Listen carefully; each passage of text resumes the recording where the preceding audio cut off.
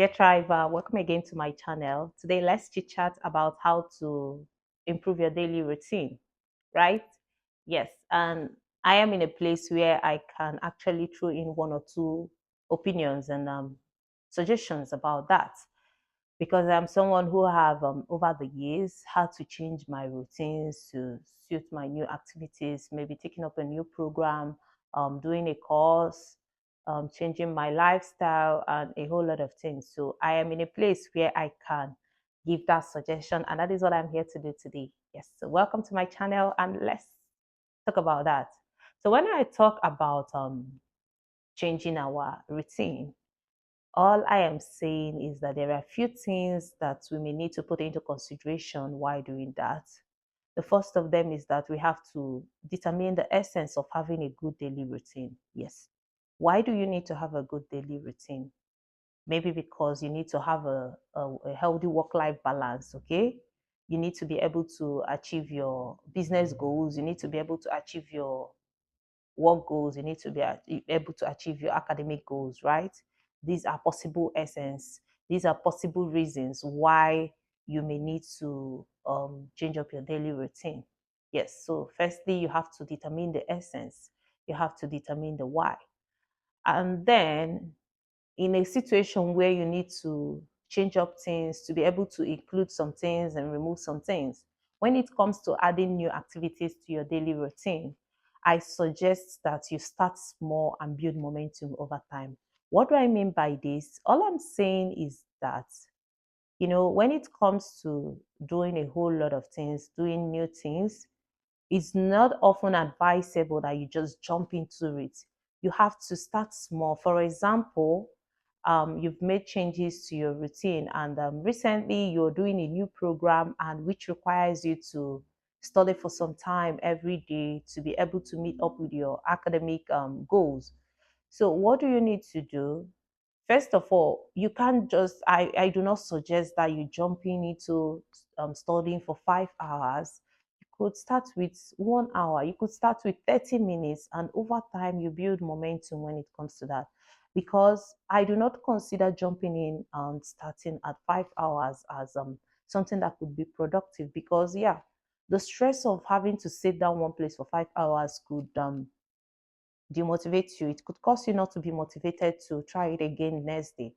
But when you tell yourself, okay, I'm going to be doing this for an hour, and then eventually you sit down for that hour, you don't even know when 1 hour passes, and then you look back, you've achieved so much. You try to rack your brain, and then you are seeing, you feel, okay, I can remember this, I can remember that. You see, the results are now your motivations to build momentum. And maybe after 2 or 3 days, you say, okay, now this I've settled in into this 1 hour thing. I might as well add 30 minutes more, or maybe add 15 minutes more. And then gradually, before you know what's happening, you're able to get to that your 5 hours without having to break at any point.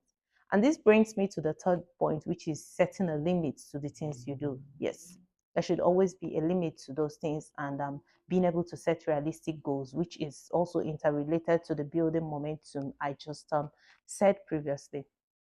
When it comes to building momentum, when it comes to setting realistic goals, you tell yourself, know the things you can do, know your limits, okay? There is no need of telling yourself, okay, I'm just okay for my daily routine.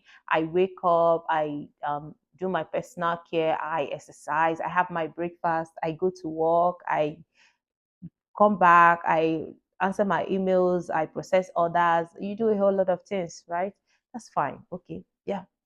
But then, if at the end of all these things, for I'm still using the program as an example, and you still have to sit back and study for 5 hours, I don't see that as a realistic goal, especially when you may have worked for about 7 hours, and then you need to rest your brain for the next day, and then you want to study 5 hours before you go to bed. Wouldn't you break? Or maybe you have to study 5 hours before you go to work. Won't your work suffer? So when we talk about maintaining a healthy work-life balance and planning our daily routines in such a way that it helps us uphold that, I feel knowing your limits is one of the things we should do, and setting goals that are realistic, things you can actually do. Know when is your breaking point. This way you can be able to do a whole lot without losing any.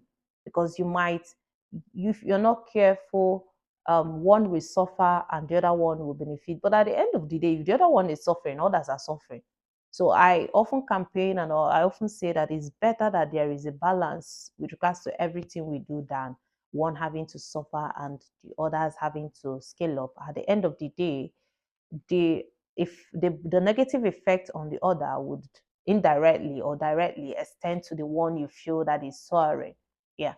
And that brings me to a place where at the end of the day, all these things, building a good routine, knowing our limits, setting realistic goals, starting small and building momentum, and letting the essence of changing up your routine or taking on or bringing new things um, motivate you. At the end of the day, they are going to amount to a result. They're going to yield an outcome. You understand? They're going to yield an outcome that will benefit you.